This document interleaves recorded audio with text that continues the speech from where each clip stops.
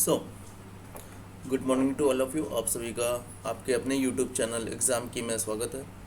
जैसा कि हम लोग टेक्योमेट्रिक सर्विंग पढ़ रहे थे,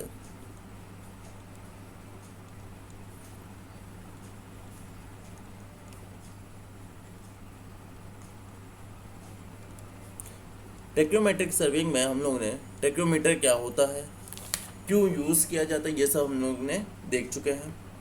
आज जो हम लोग पढ़ने जाना है उसमें हम लोग की फर्स्ट हेडिंग होगी different system of tacheometric measurement. Different system of टेक्योमेट्रिक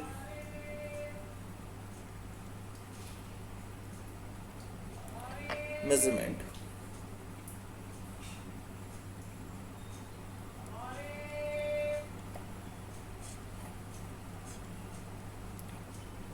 हम लोग कौन कौन सा सिस्टम यूज़ करते हैं टेक्नोमेट्रिक मेजरमेंट के लिए।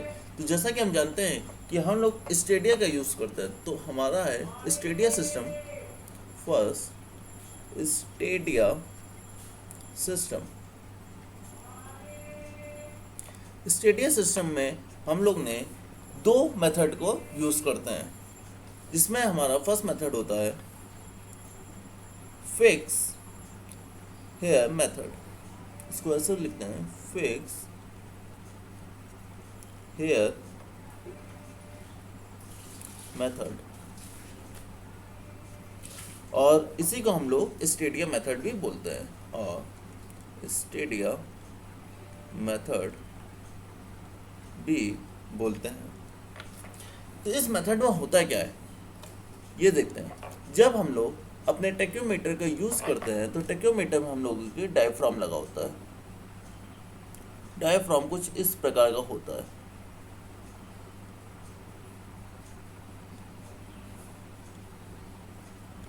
अब फिक्स हेयर मेथड का मतलब है कि जो हमारे हेयर होंगे, जो हमारे स्टेडिया वायर होंगे, वो फिक्स होंगे। मतलब कि एक ये वायर और एक ये वायर, ये हमेशा फिक्स होगा।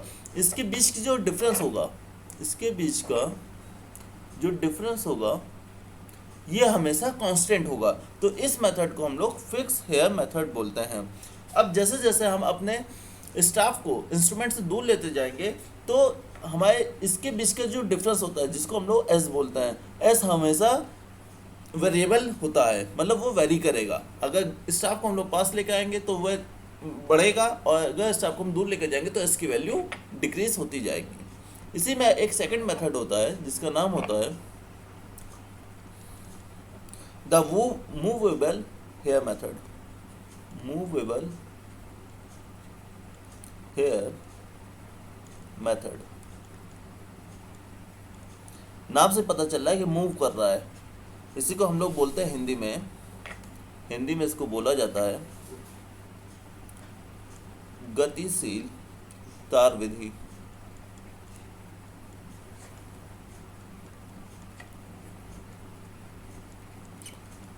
और फिक्स हेयर को बोला जाता है हिंदी में स्थिर तार विधि। अब मूवेबल हेयर मेथड में क्या होता है कि जो हमारा डायफ्राम होता है, ये है हमारा डायफ्राम, और इसमें लगे हैं हमारे स्टेडिया वायर। तो स्टेडिया वायर के अपर और लोअर वायर को हम लोग स्क्रू के थ्रू मूव कराते हैं, आगे पीछे ऊपर नीचे कर सकते हैं। तो इसी को मूव कराने पे हम अपने हिसाब से इसको एडजस्ट करते हैं। तो इसी मेथड को हम लोग मूवेबल हेयर मेथड बोलते हैं, जिसका यूज़ अब नहीं होता है, ये पहले यूज़ किया जाता था, ठीक है। लेकिन अब आजकल केवल फिक्स हेयर मेथड का ही यूज़ हम लोग करते हैं। चलिए, तो इस पर हम लोग जानकारी ले लेते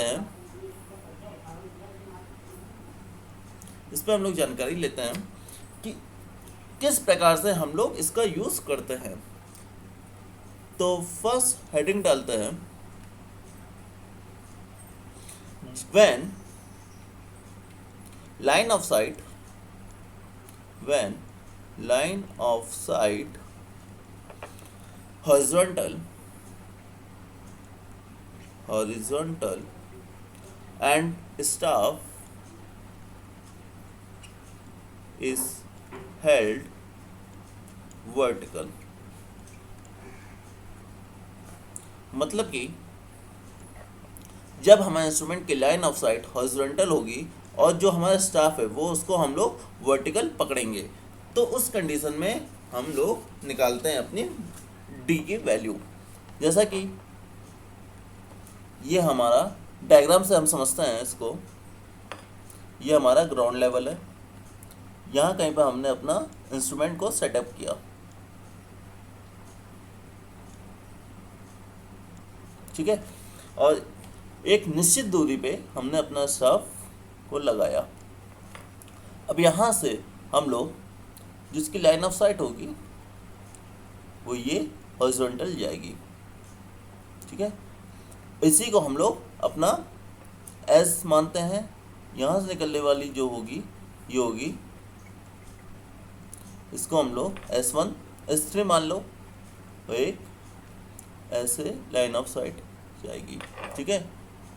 इसको नाम दे देते हैं, ये S1, ये S2 और ये S3, और इनके बीच का जो डिफरेंस होता है इसी को S बोलते हैं, जिसको हम लोग बोलते हैं स्टाफ इंटरसेप्ट। स्टाफ इंटरसेप्ट, ठीक है, ये S होता है। अब यहाँ कहीं पे हमको बेंचमार्क गिवन होता है फील्ड पे, ठीक है, ये बेंचमार्क गिवन है, और यहाँ पे स्टाफ रख के हम लोग ये दूरी बैक साइड निकाल लेते हैं, ठीक। अब हमें जैसा पता है कि इंस्ट्रूमेंट्स के वर्टिकल एक्सिस से लेके स्टाफ तक की दूरी को हम लोगों ने हॉरिजॉन्टली डी माना हुआ है, ठीक है। तो अब अगर हमको डी की वैल्यू निकालनी हो तो डी की वैल्यू का फॉर्मूला क्या था, हम लोग ने पढ़ा था लास्ट टाइम कि डी इक्वल टू होता है के एस प्लस सी।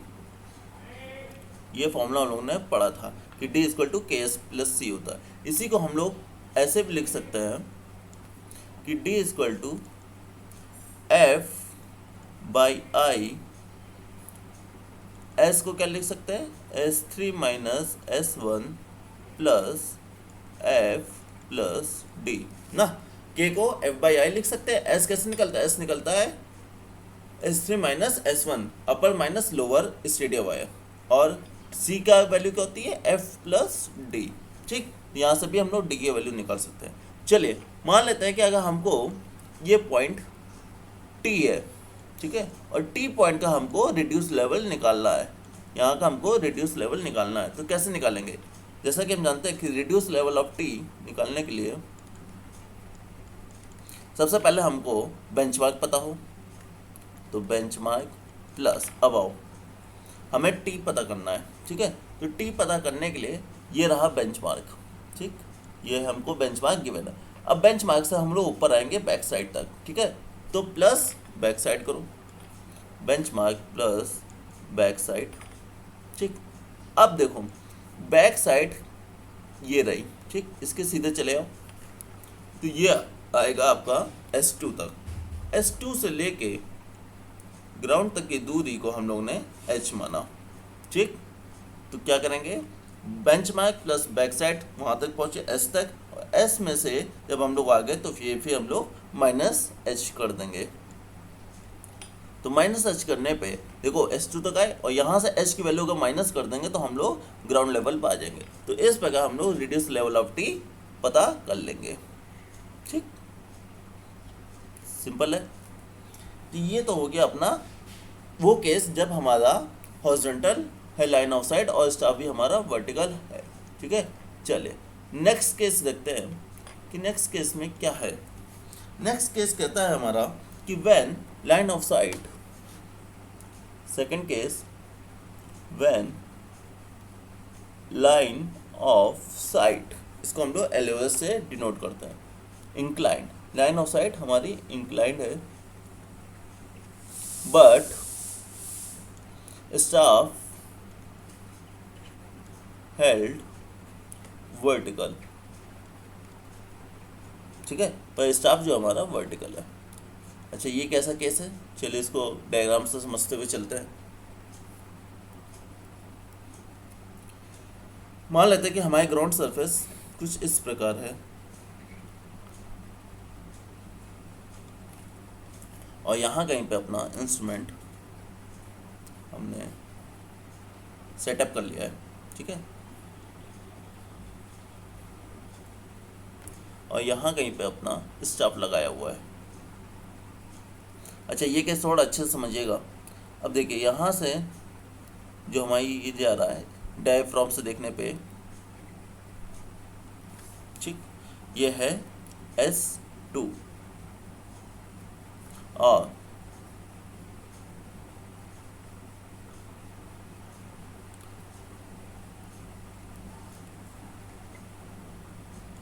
ये है S1 और अपर वायर से निकलने वाली लाइन ऑफ साइट होगी S3, ठीक। और इंस्ट्रूमेंट से लेके स्टाफ तक की हॉरिजॉन्टल डिस्टेंस है, ये डिस्टेंस है D, ठीक। इतना समझ में आ गया। यहाँ कहीं पे हमें बेंचमार्क गिवन है, ये बेंचमार्क, यहाँ से स्टाफ रख के हम लोग ने बैक साइड रीडिंग निकाल ली, ठीक। अब जो लाइन ऑफ साइट है वो तो हॉरिजॉन्टली है, तो ये तो लाइन ऑफ साइट है, लाइन ऑफ साइट हॉरिजॉन्टल जा रही है, ये लाइन ऑफ साइट है, ठीक। तो लाइन ऑफ साइट हमारी हॉरिजॉन्टल जा रही है। अब देखो, हम मानते हैं कि जो हमारा S2 है, ठीक है ना, S2 से लेके ग्राउंड तक की जो दूरी है इसको हमने स्मॉल h माना, ठीक। और S2 से लेके लाइन ऑफ साइट तक की दूरी, लाइन ऑफ साइट तक की दूरी को हमने v माना, ठीक। इतना समझ में आया?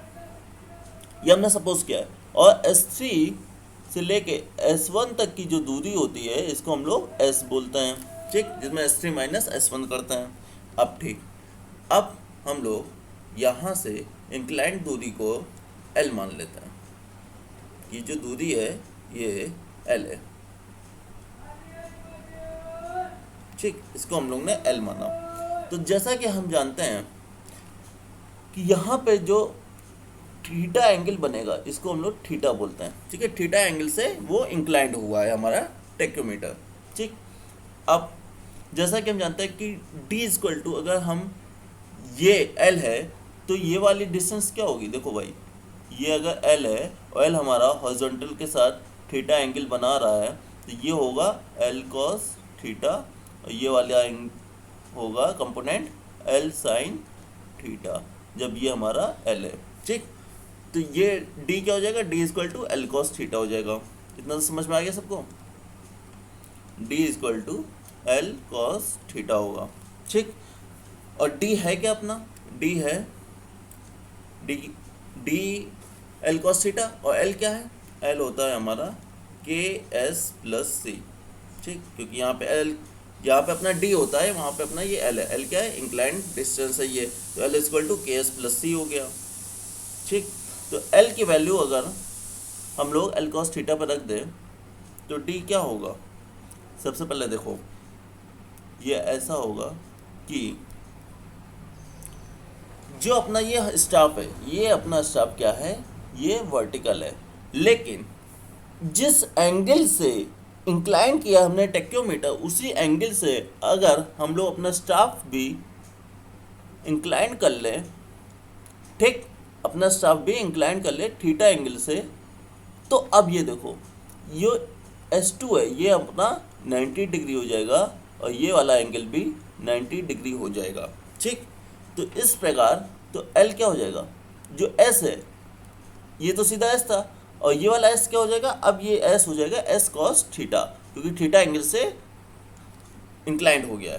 तो ये हो जाएगा, इसको ऐसे लिखें कि L equal to K, S क्या हो गया, S हो गया अपना S cos theta, S cos theta plus C। क्या ये समझ में आया सबको क्या हुआ?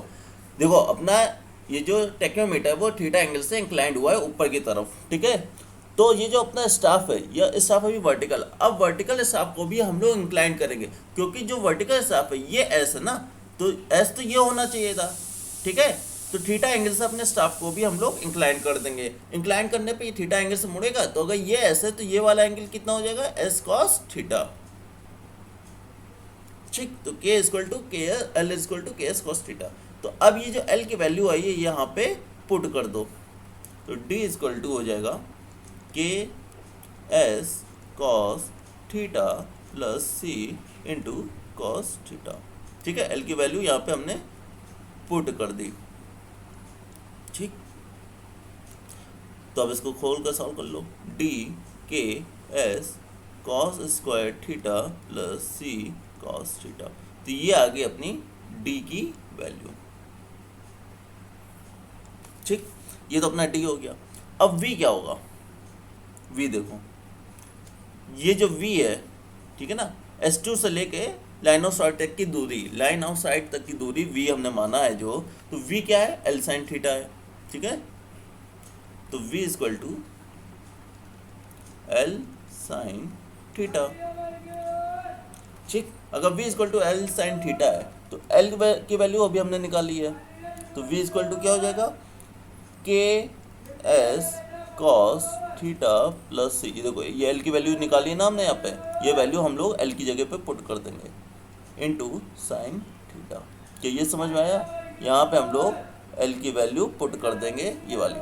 ठीक, अब इसको खोल लो, तो k s cos theta sine theta plus सी साइन थीटा। ठीक, ये निकल आया। अब जैसा कि हम लोग जानते हैं यहाँ पे कि अपना साइन टू थीटा क्या होता है, यहाँ पे हम लोग लिखे, चूँकि sine two theta equal to होता है two sine theta cos theta, तो साइन थीटा ये हो जाएगा sine two theta by two equal to sine theta cos theta. ये तो मैथ्स में पढ़ा होगा सबने। अब ये जो साइन थीटा कॉस थीटा की वैल्यू आई है sign two theta by to, इसको हम लोग यहाँ पे पुट कर दें। ठीक, इसको हम लोग यहाँ पे पुट कर दें, तो v equal to K S sine two theta by two plus C sine theta. तो ये आ गई अपनी v की वैल्यू। ठीक है, ये आ गई v की वैल्यू। तो हमने d और v दोनों निकाल लिया यहाँ से। अब मान लो हमको यहाँ पे रिड्यूस लेवल निकालना हो, तो लिखें reduce level of p। p point क्या है, देखो फिगर में, माना ये जो पॉइंट हमारा ये वाला, ये p पॉइंट है, यहाँ का हमको रिड्यूस लेवल निकालना है। तो अब कैसे निकलेगा, सबसे पहले बेंचमार्क हो, बेंचमार्क में हम लोग ऐड करेंगे बैक साइड। ठीक, बैक साइड तक पहुंच गए तो मतलब कि हम लाइन ऑफ साइट अपनी यहाँ तक पहुंच गए।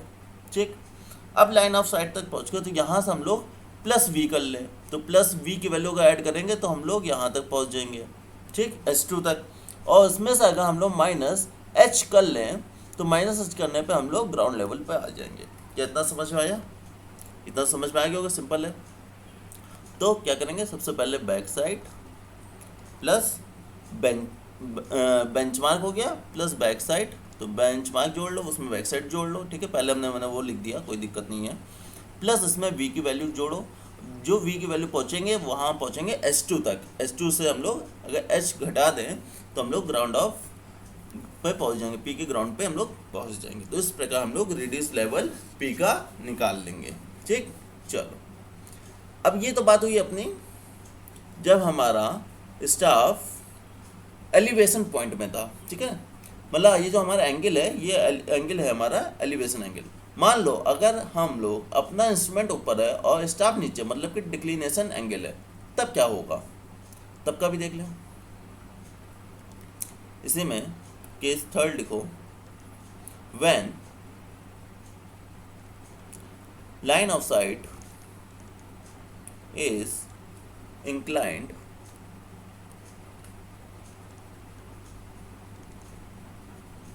when, एक second, line of site inclined नहीं है, लाइन ऑफ साइट तो हॉरिजॉन्टली है। when line of sight is horizontal and when staff is held vertical। Held vertical, ये डिप्रेशन एंगल है, ठीक है ना। चलो इसको हम लोग डायग्राम से समझते हुए चलते हैं कि मान लो कुछ इस प्रकार का है,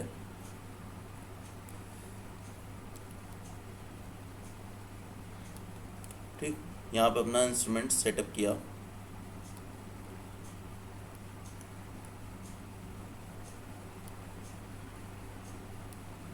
यहाँ पे कहीं पे हम लोग ने स्टॉप रखा,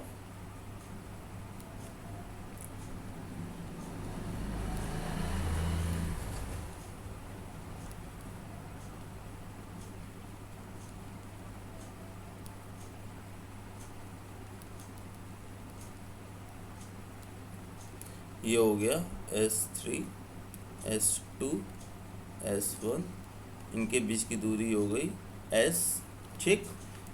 बाकी सब सेम है, सेम चीज़, कहाँ गया, ये दूरी हो गई D, ठीक। ये दूरी हो गई L, ठीक। बाकी ये दूरी हो गई H, और लाइन ऑफ साइट क्या है इसकी, लाइन ऑफ साइट है ये निकल रही है जो हॉरिजॉन्टल है, ये हॉरिजॉन्टल है, तो यहाँ से यहाँ तक की दूरी हो गई V, ठीक। इतना समझ में आ गया। अब देखिए यहाँ पे जो एंगल बनेगा ये होगा थीटा एंगल, ठीक है। थीटा एंगल से ये इंक्लाइन कर रहा है, तो जो हमारा स्टाफ होगा उसको भी तो हम लोग इंक्लाइन करेंगे, स्टाफ को भी हम लोग इंक्लाइन कराएंगे थीटा एंगल से, ठीक है। ये थीटा एंगल से हम लोग इंक्लाइन कराएंगे। अब जो थीटा एंगल से इंक्लाइन कराएंगे तो हमारा जो ये एस होगा, अब ये जो एस ये वाला आएगा, ये क्या होगा, एस कॉस थीटा। इतना सबको समझ में आ गया होगा, ठीक। ये पॉइंट पी है, ठीक है, ये पॉइंट पी है। अब इसका जो डी और वी निकालते हैं, डी और वी दोनों ही का फॉर्मूला सेम होगा, ठीक है। डी और वी, डी इक्वल टू होगा k s cos square theta plus c cos theta, और वी क्या होगा, k S sine 2 theta by 2 plus C sine theta. इतना तो समझ में आ गया ना सबको कि क्या हुआ। तो अब इसके बाद जब हमें डी ओ के पता चल गया, डी ओ के हमें पता चल गया, तो अब यहाँ का हमको रिड्यूस लेवल निकालना है। तो रिड्यूस लेवल निकालने का क्या फॉर्मूला है कि रिड्यूस लेवल ऑफ पी निकालना है। तो देखो ये है हमारा बेंचमार्क, हमें बेंचमार्क पता है, यहाँ अपना स्टॉप लगाया, ये हमने बैक साइड रीडिंग निकाल ली। तो बेंचमार्क में हम लोग बैक साइड रीडिंग को ऐड करते हैं, ठीक।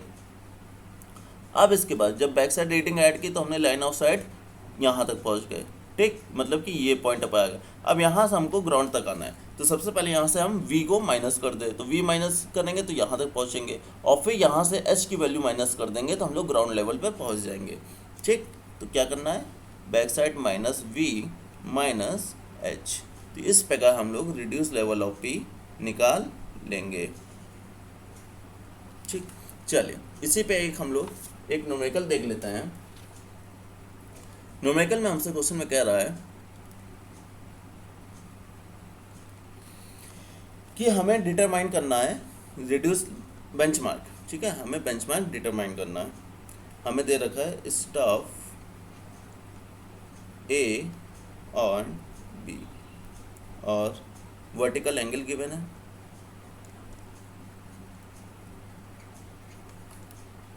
Vertical angle 4 degree 20 minute 0 second है, प्लस इसका दिया 0 डिग्री 10 मिनट 40 सेकेंड, ठीक। और स्टेडियम की रीडिंग हमको गिवन है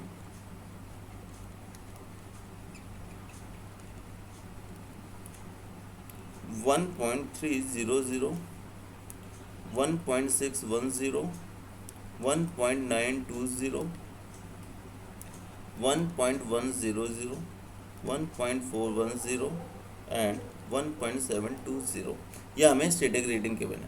फाइंड क्या करना है, reduce level, find the reduce level of A and B, ठीक है। और हमें यहाँ पे गिवन है k equal to 100 and c equal to 0, ठीक। चलिए, तो ये क्वेश्चन कैसे करेंगे, सिंपल है। क्या करेंगे, सबसे पहले हम लोग निकालेंगे, पहले तो हम लोग स्टाफ ए पे रखेंगे, ठीक है। पॉइंट सी पे हमारा इंस्ट्रूमेंट है, पॉइंट सी पे मान लेते हैं कहीं हमारा इंस्ट्रूमेंट है, ठीक। तो हम लोग यहाँ पे रखेंगे सबसे पहले ए पे अपना स्टाफ।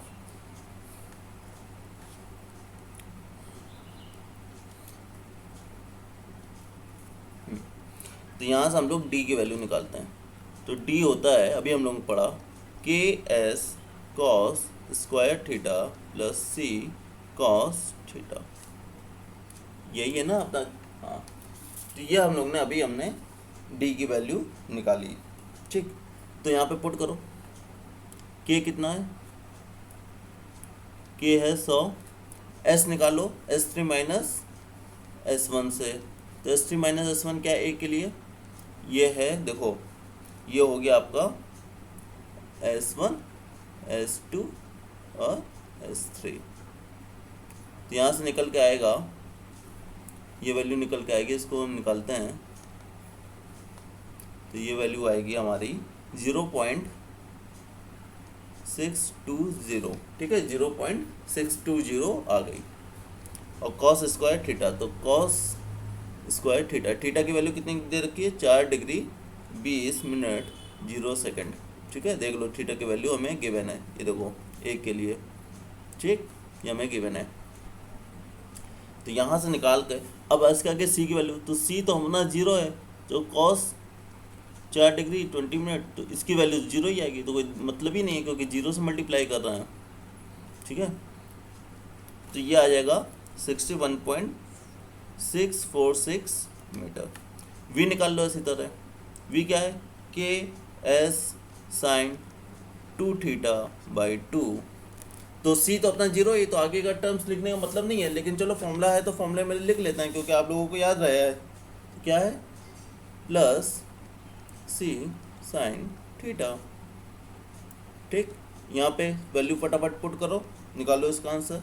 तो वी आएगा, ये हो जाएगा के है 100, एस कितना है 0.620 साइन 8 डिग्री 40 मिनट हो जाएगा, ठीक। बाकी तो सी तो 0 है, तो इसका आगे 0 ही हो जाएगा, और ये बटे 2, तो ये आ जाएगा 4.671 मीटर। तो ये तो आ गया अपना। अब हमको रिड्यूस लेवल निकाल लो इसका। तो रिड्यूस लेवल के लिए क्या करेंगे, reduce level of A equal to होगा, सबसे पहले बेंचमार्क। बेंचमार्क हमको दिया है क्वेश्चन, देखो जरा, बेंचमार्क हमको नहीं दिया है क्वेश्चन में।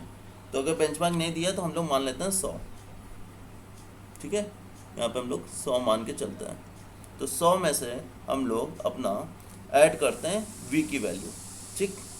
तो v की वैल्यू ऐड कर दो 4.671, और इसमें हम लोग माइनस कर दें h की वैल्यू। तो h है हमारा, S2 से लेते हैं, तो S2 की वैल्यू कितनी है 1.610। क्या समझ में आई बात, S2 से तो हम लोग ले रहे थे, S2 से हम लोग ग्राउंड तक की दूरी h मान रहे थे, तो h घटा दो 1.610, ठीक है। या एक काम करो, 100 मान लो लाइन ऑफ साइट तक की दूरी। अगर लाइन ऑफ साइट हमारा क्या था भाई, यही तो था, बेंचमार्क प्लस बैक साइड, ठीक है, प्लस v माइनस h। तो लाइन ऑफ साइड तक की दूरी को हमने 100 माना, ठीक है। या ऐसे मान लो कि बेंचमार्क हमारा 99 है, उसमें बैक साइड निकाली तो वो 2 है, तो इसलिए जब हमें क्वेश्चन में गिवन नहीं है तो हम लोग बैक साइड की डिस्टेंस ही 100 मान लेंगे, ठीक। तो बैक साइड 100 हो गया, v अभी हम लोग ने निकाल ही लिया, v अपना 4.671 मीटर आया, माइनस h कर दो, h क्या है S2 की वैल्यू। तो यहाँ से करोगे सॉल्व, तो ये निकल के आएगा अपना, ये आ जाएगा हमारा रिड्यूस लेवल 103.061 मीटर। अब इसी प्रकार हम लोग दूसरे स्टाफ का भी निकाल लेंगे। अब सेकेंड स्टाफ बी की बात करें, अगर हम लोग स्टाफ बी की बात करें तो डी क्या होगा, फटाक से बताओ, हम डायरेक्ट लिख रहा है, ठीक है, डायरेक्ट लिखता हूँ। 100 इंटू एस क्या होगा यहाँ पे 0.620 कॉस स्क्वायर थीटा क्या है 0 डिग्री 10 मिनट 40 सेकंड।